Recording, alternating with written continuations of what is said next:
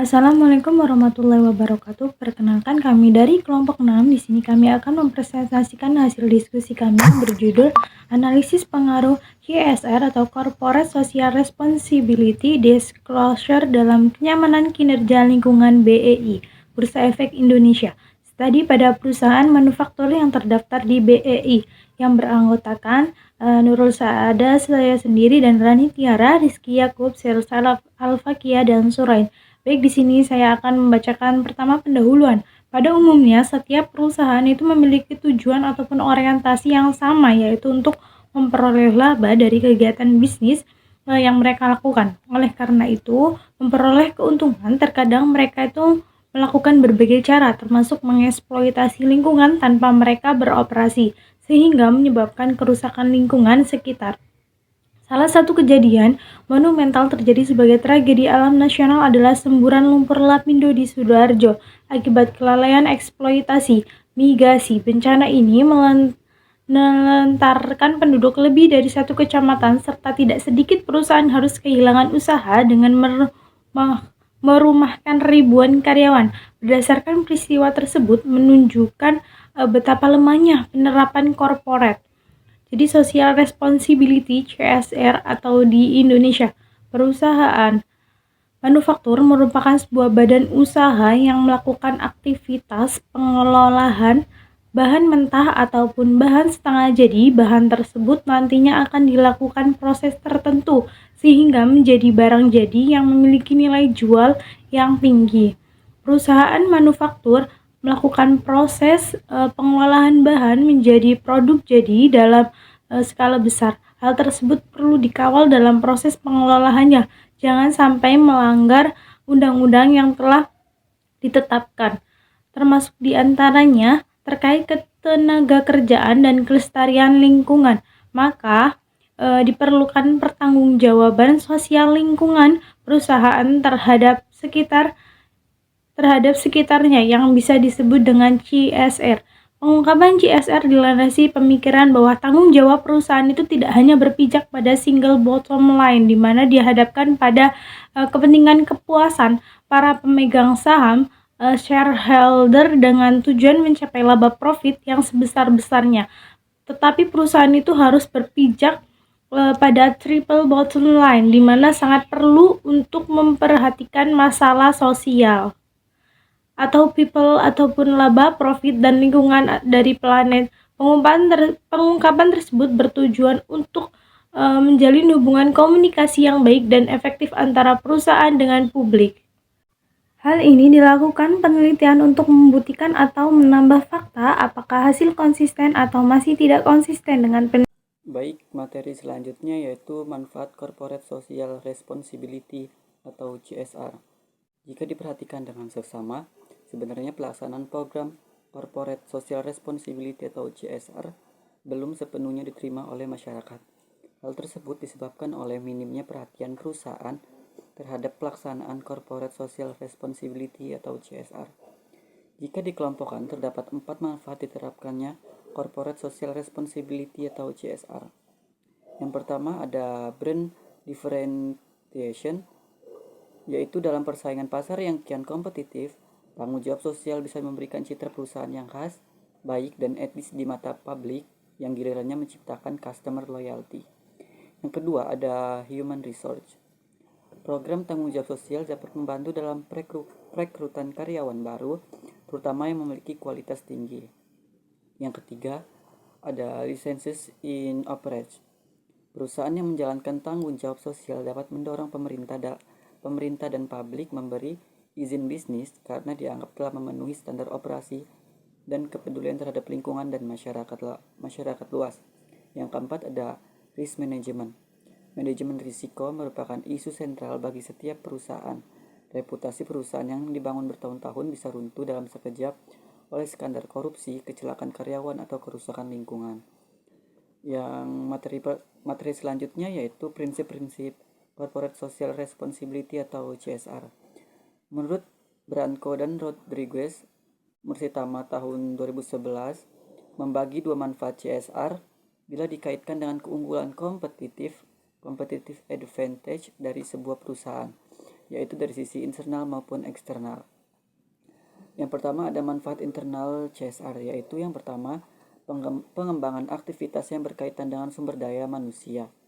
Yang kedua, adanya pencegahan polusi dan reorganisasi pengelolaan proses produksi dan aliran bahan baku serta hubungan dengan supplier yang berjalan dengan baik.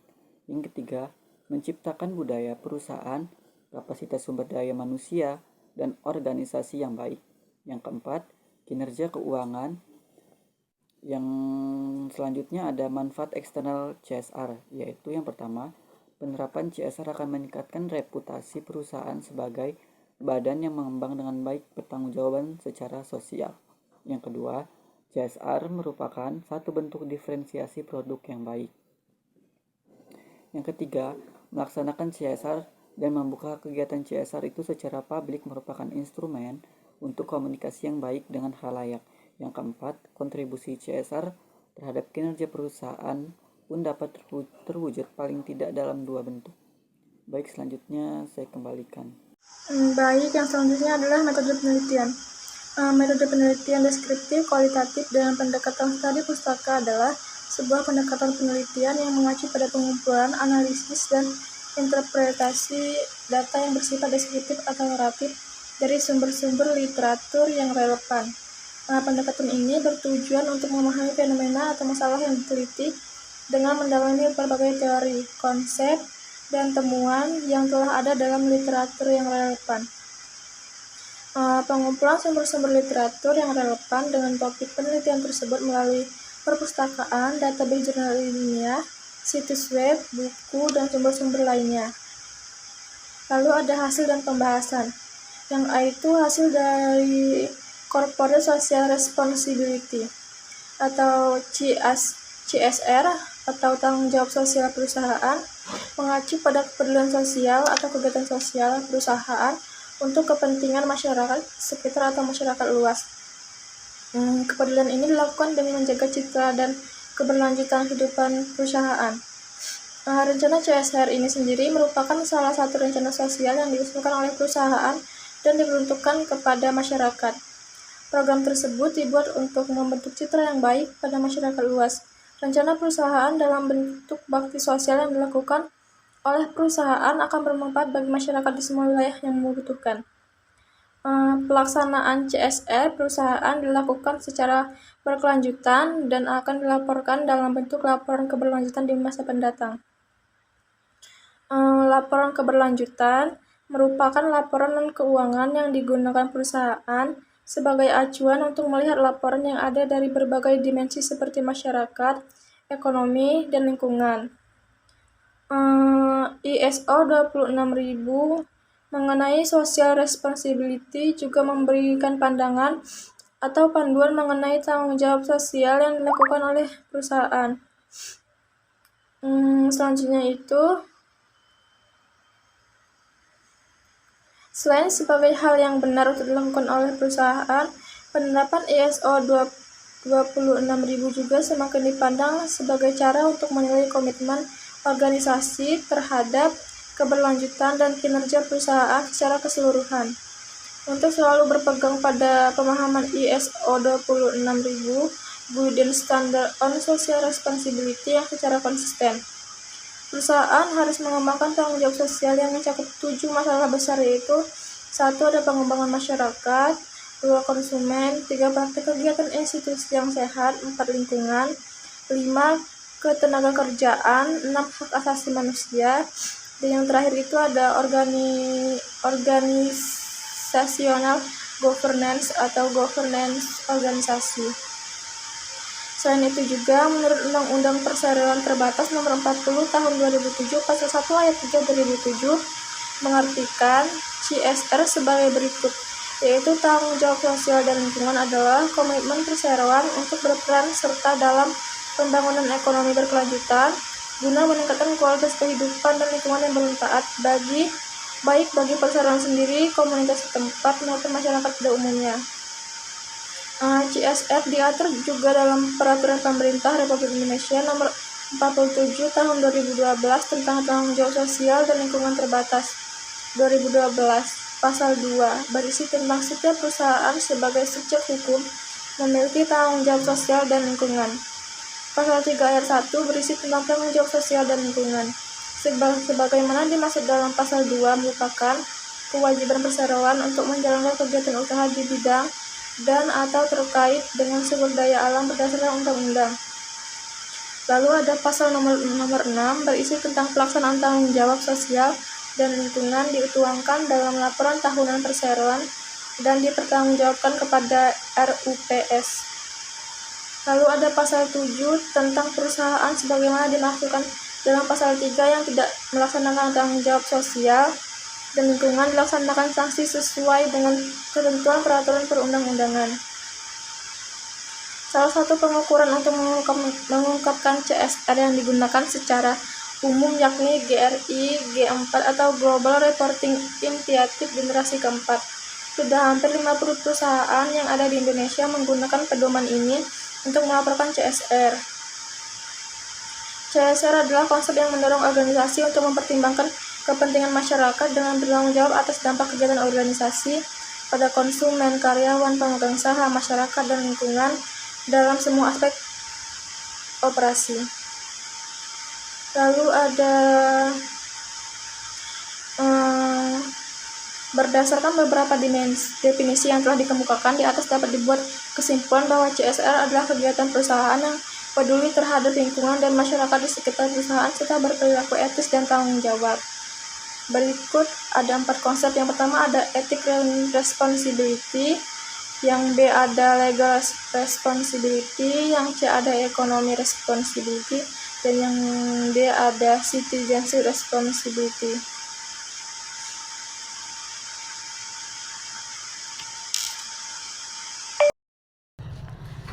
Baik, selanjutnya D, pengungkapan atau corporate social responsibility. Tujuan utama dari pelaporan sosial adalah membuat sistem sosial yang transparan untuk tanggung jawab dalam pengambilan keputusan. CSR merupakan suatu kegiatan perusahaan dalam usaha pertanggungjawaban sosial, dan pengungkapan sosial dan lingkungan perusahaan merupakan media di mana tanggung jawab tersebut diungkapkan kepada publik.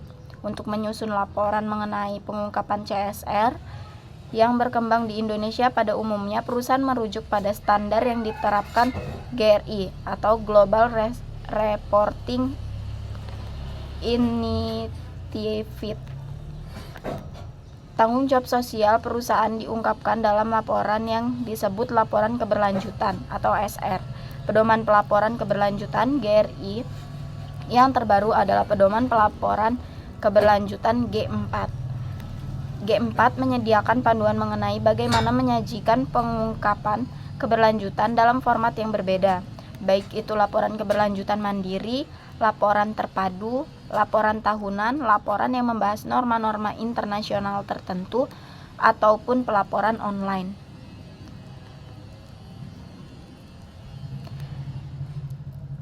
Meliputi indikator pengungkapan yang terdiri dari yang pertama indikator kinerja ekonomi, indikator kinerja lingkungan, indikator kinerja tenaga kerja, indikator kinerja hak asasi manusia, indikator kinerja sosial, indikator kinerja produk.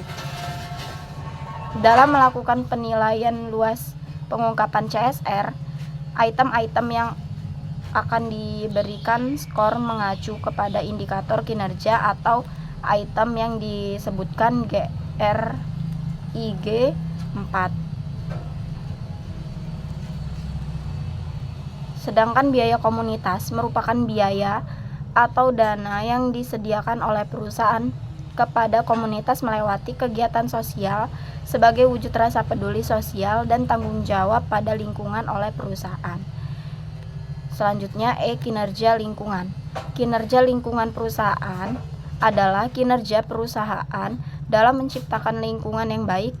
Kinerja lingkungan merupakan hubungan perusahaan dengan lingkungan mengenai dampak lingkungan dari sumber daya yang digunakan, efek lingkungan dari proses organisasi, implikasi lingkungan atas produk dan jasa, pemulihan pemrosesan produk, serta mematuhi peraturan lingkungan kerja.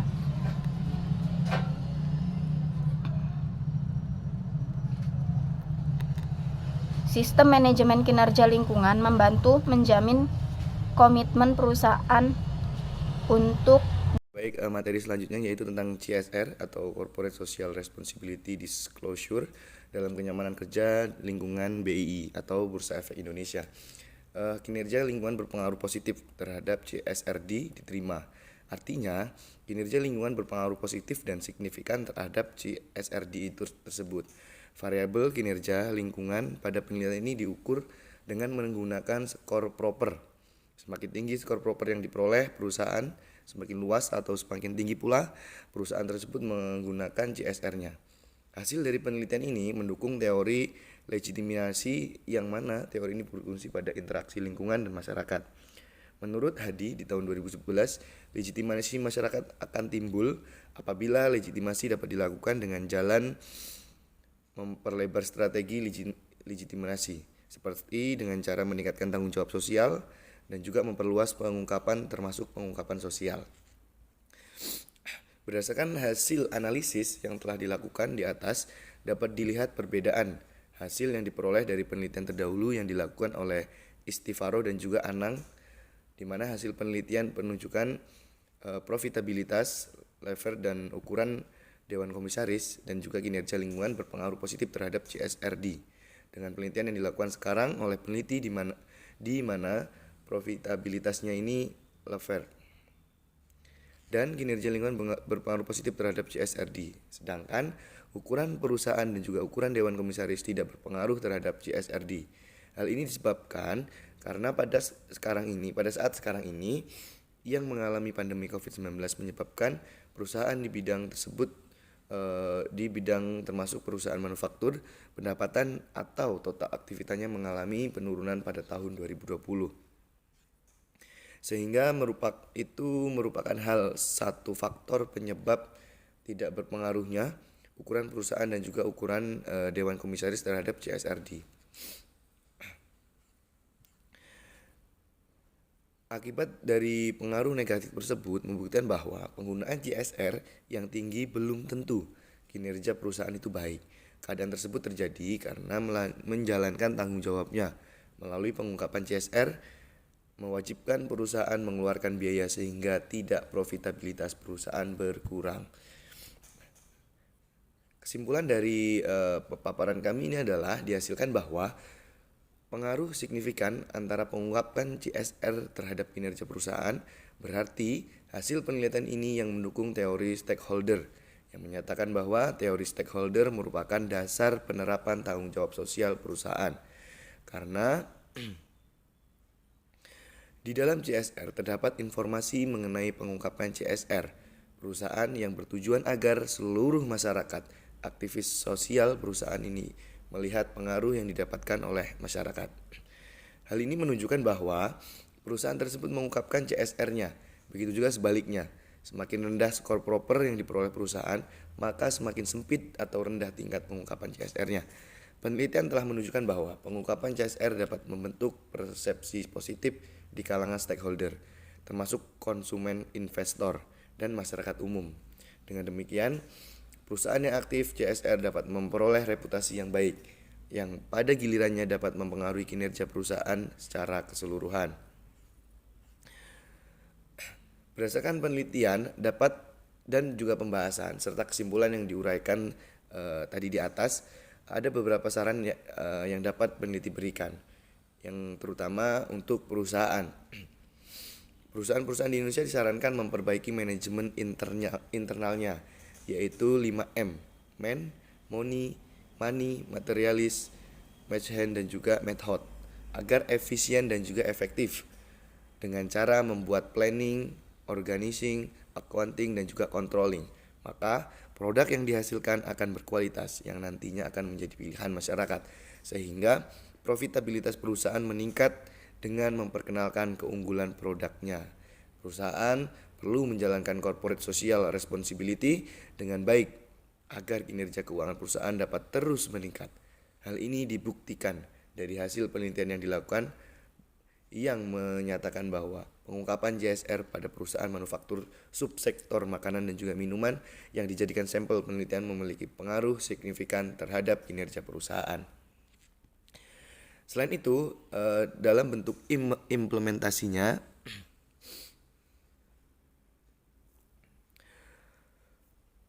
dari tanggung jawab sosial perusahaan, maka sebaiknya perusahaan perlu menjaga hubungan yang rukun dengan lingkungan masyarakat sekitar. Oke, terima kasih.